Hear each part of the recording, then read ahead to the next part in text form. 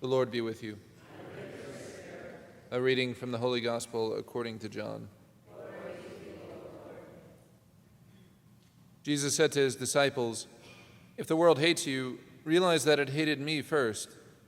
If you belong to the world would love its own. But because you do not belong to the world, and I have chosen you out of the world hates you. Remember the word I spoke to you, no slave is greater than his master. If they persecuted me, they will also persecute you. If they kept my word, they will also keep yours. And they will do all these things to you on account of my name, because they do not know the one who sent me." The Gospel of the Lord.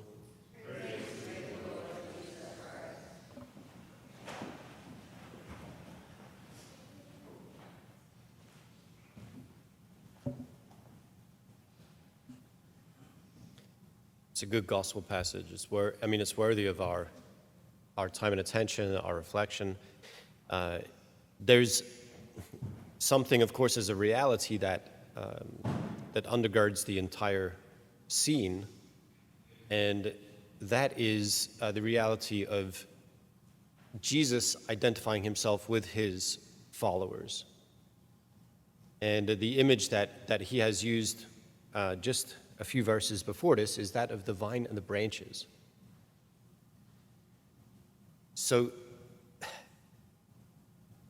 this is true, what Jesus said.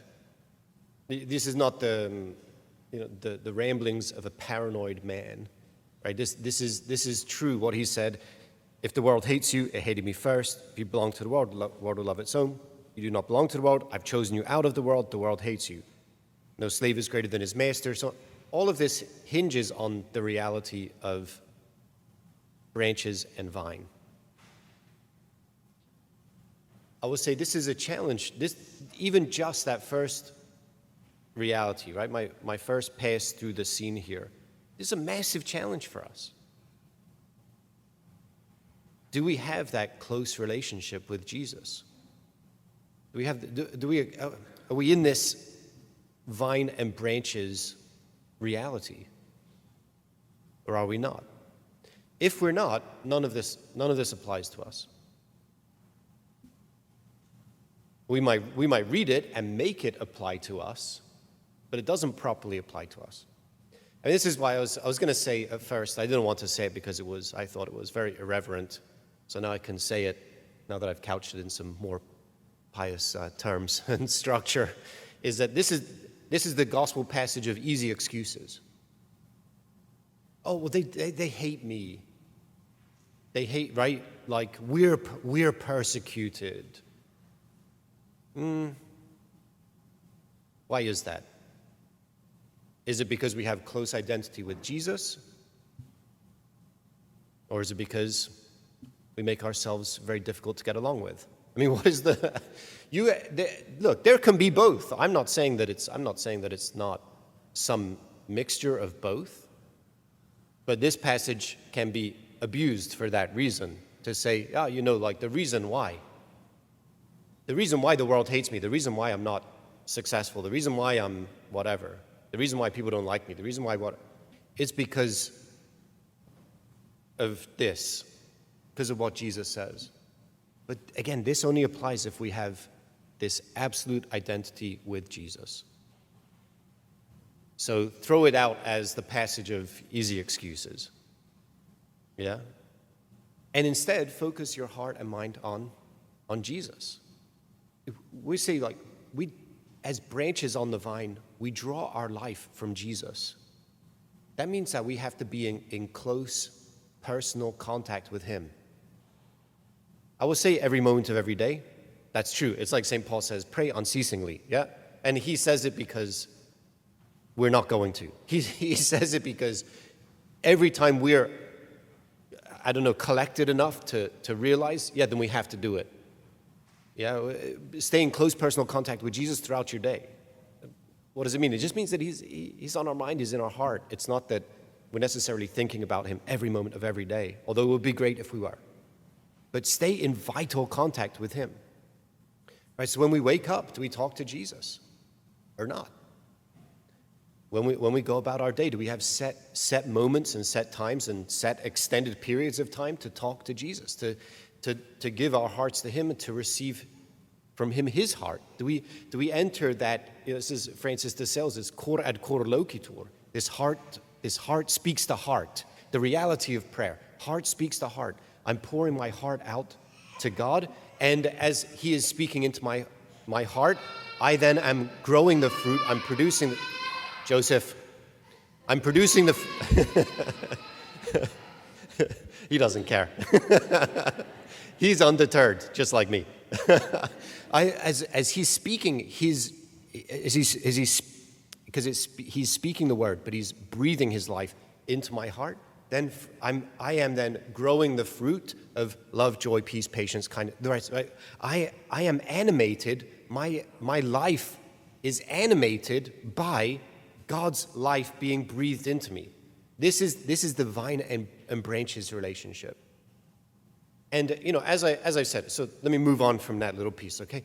As I've been saying recently, God wants to restore creation, right? We see the history of salvation, creation, all things created good. The fall, man rebels against God. God's call of Israel to do something about the problem that man has brought upon himself.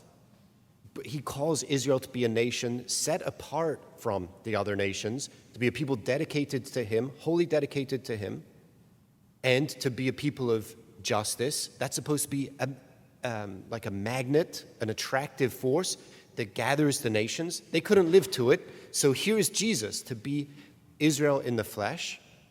Yeah, he's the one who on him the Father's promises and plans are. Yeah, so he's the one who's going to advance God's plan and purpose in the world, Jesus. And then the people that he gathers to himself form a new Israel movement. This is again the vine and branches. And that people is supposed to be about the restoration of the world, putting the world to rights. Not just, it's not an environmentalist agenda. It's actually an anthropocentric agenda. Man is at the center of it. It's ours to worship God and ours to enact his loving rule, his loving and merciful rule. That is an elevated justice and a restorative justice. We're supposed to bring that rule to life in the world. This is where this passage comes in, because as we're about that, because I can stand here and say, as you well know, I can stand here and say, love, love, love, love, love, every day of the year.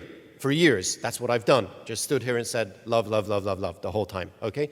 But this is the particular challenge here of this gospel passage, is that as we go out and love, and as we go out and try to enact God's justice, which is restorative, which enlivens people and will enliven the entire world, we should expect to be opposed. Because people have vested interests. And even if they don't, right? So there are many, many people who have vested interest in the way things are. And if we're to propose how things should be, we're turning the tables, right? We're flipping the world right side up, and people have profited from the world being upside down. They're not going to be very happy. Yeah. The other part of it is that even if that's not the case, people have that kind of vested interest in things being the way they are. Culturally, we've all adapted to the way things are. We've all adapted to life after the fall. And so even when I say to you, what is justice? You have a very flat view of what it is. And you don't necessarily think of justice as being able to restore people. You don't think of justice as being able to enliven people. But the kind of justice that Jesus is bringing that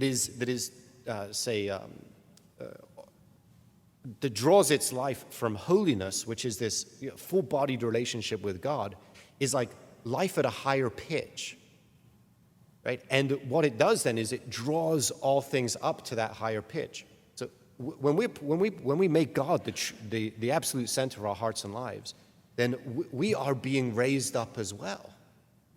And being raised up, we should then naturally, perhaps supernaturally, raise up everybody around us. So and that then gives us a new sense of what justice is, what right relationships with each other are. But even there, someone has to take the lead. And this is the point of the election that we have that's ours. He says, I chose you. He says, I chose you. He's saying that to you today. I chose you. And then what are you going to do? Look around and say, oh, but what about these guys? What are those guys tasked with? What kind of burden are they going to get? No, it doesn't matter. He chose you. So if you have to, quote unquote, lift a heavy load, then you have to lift a heavy load. I mean, you get to do it with the power of God's own life of love at work in you and working through you. And lifting that heavy load is actually the best thing that you could ever conceive of doing with your life. But if you have to go out in front, you have to go out in front. If you have to love without having it returned to you, good for you. You're out in front. You're the leading edge of God's kingdom on earth movement. If you have to love in the face of hatred, and if you're going to be punished for it, if you're going to be killed for it, then good for you, because you're the leading edge of the movement. And if you feel alone, maybe you are alone. No, if you feel alone, if you feel alone, it's you and Jesus. And you're not alone, because you're drawing your entire life from the vine. And your identity is the branch. So here, of course, what are we going to suffer in the world? We'll suffer it all. Jesus has already done it. He's already done it. He's already shown us. He's already run the race. And he's now calling us to run that race with him. And we can do it. But again, I'm going to go back to it. It's love. Yeah, so our whole life has to be animated by giving of ourselves in praise to God and in love to the people around us, no matter what it costs us.